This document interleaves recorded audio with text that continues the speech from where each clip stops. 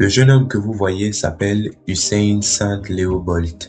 Il est né le 21 août 1986 à Sherwood, un village de Jamaïque. Et pour lui, courir n'est pas un sport, c'est un jeu. Il préfère le cricket ou le football, mais quand il s'élance, tout le monde est choqué de voir ce qu'il sait faire. À 12 ans, il entre au lycée William Knibb. C'est là-bas que Pablo McNeil, ancien sprinter et entraîneur, l'observe et sent son potentiel. Mais Usain ne veut pas s'entraîner sérieusement. Il rit, il fait des blagues à tel point que Pablo le surnomme l'homme qui ne veut pas travailler. Pourtant, lors des championnats scolaires, il explose les records, avec une nonchalance désarmante. En 2002, à 15 ans, il remporte la médaille d'or du 200 mètres des championnats du monde junior, à Kingston, chez lui, à domicile. Le monde du sprint se gratte la tête. Qui est ce type qui court comme si le vent le portait? Mais Usain, lui, reste un mystère. Son corps est trop grand pour le sprint, 1,95 m. Les experts ne lui prédisent pas une carrière de haut niveau, mais lui, il s'en fiche. Le sprint n'est pas sa priorité. En 2004, il passe professionnel, mais son parcours n'est pas un long fleuve tranquille. Les blessures répétées aux ischio-jambiers s'enchaînent. Il change d'entraîneur. C'est à cette époque qu'il retrouve Glenn Miles, une légende de la préparation. Miles le prend sous son aile et lui dit « Tu es fait pour être une légende, mais il faut que tu arrêtes de faire le pitre. » Miles impose à Bolt une discipline de fer. Il lui fait comprendre que sa taille est un avantage, pas un inconvénient. Il travaille son départ, son explosivité. Peu à peu, Bolt devient un colosse, les muscles se dessinent, la foulée se fait de plus en plus longue et de plus en plus puissante. En 2007, il bat le record national du 200 mètres en 19 secondes 75. Mais ce n'est qu'un début.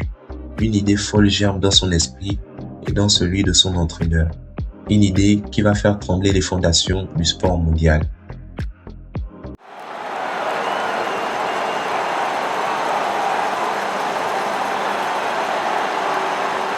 En 2008 se jouent les Jeux Olympiques de Pékin. Le stade de Pékin est plein à craquer, notamment lors de la finale du 100 mètres. Pour la première fois de sa vie, Usain Bolt, qui préfère le 200 mètres, se présente sur la ligne des 100 mètres. Il n'est pas le favori, car face à lui le champion du monde en titre, son compatriote Asafa Powell et le redoutable américain Tyson Gay. La tension est à son comble. Les caméras zooment sur son visage. Que fait-il? Il sourit, il fait le pitre. Il a oublié qu'il est aux Jeux Olympiques. Le starter donne le signal. Bang!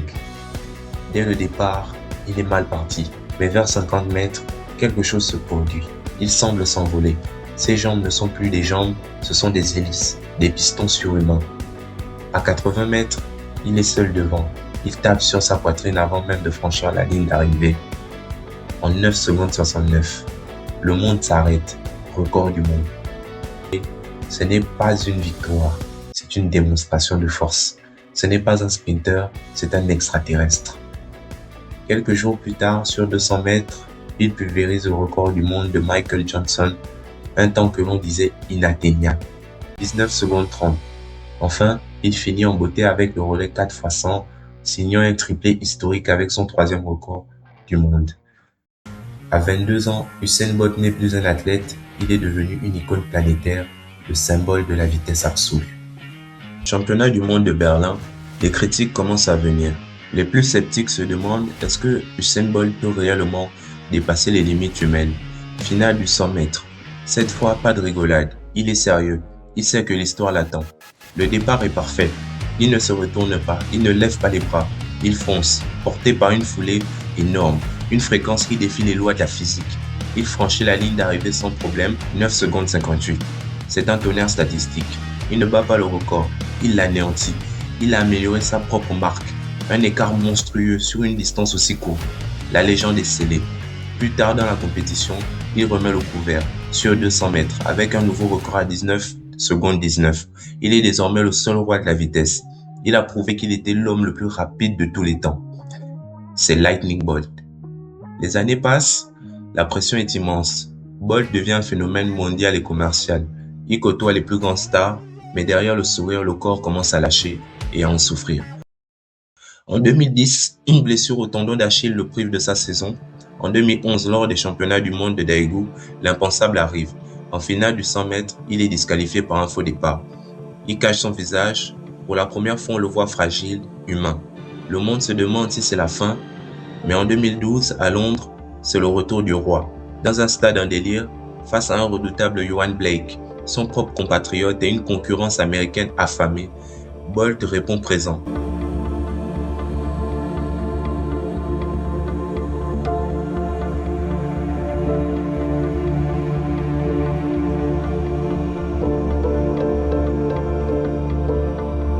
Il conserve son titre olympique sur 100 mètres, puis sur 200 mètres.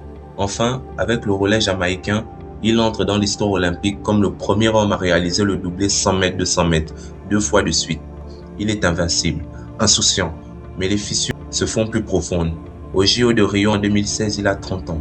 Un âge avancé pour un sprinter, mais le monde l'attend. Un Américain surgit de nulle part, Justin Gatlin, vétéran, au parcours sulfureux. Plus que jamais, le monde attend Bolt. La course est serrée. Pour la première fois, Bolt ne domine pas. Gatlin est à sa hauteur. Mais dans les 10 derniers mètres, par un effort surhumain, ce vieux corps fatigué trouve une réserve de puissance. 9 secondes 81, il gagne. Il réalise alors le triple-triple, 3 médailles d'or sur 3 Jeux olympiques consécutifs. Un exploit qui ne sera probablement jamais égalé. 2017 à Londres, pour ses derniers championnats du monde, le corps dit stop. Il n'a plus cette foule aérienne. En finale du 100 mètres, il est devancé par Gatlin et Coleman. Il termine 3e. Pour la première fois depuis 10 ans, il perd une grande finale. Mais dans sa défaite, il est grand. Il félicite Gatlin qui se prosterne devant lui. Le stade entier se lève. Ce n'est pas un adieu triste, c'est une célébration. Il raccroche les pointes après le relais, victime d'une déchirure portée par ses coéquipiers.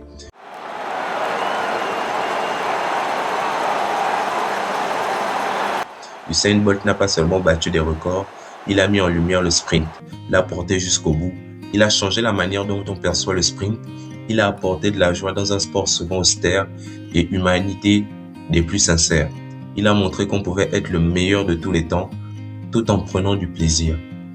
Ses records du 100 mètres et du 200 mètres tiennent toujours. C'est aujourd'hui l'héritage du garçon de Sherwood, qui à l'époque ne voulait pas s'entraîner. Il n'est pas devenu une légende. Il est effectivement devenu la légende. Les records peuvent passer, l'homme peut s'éteindre, mais le mythe, lui, ne s'éteindra jamais. C'était Usain Bolt.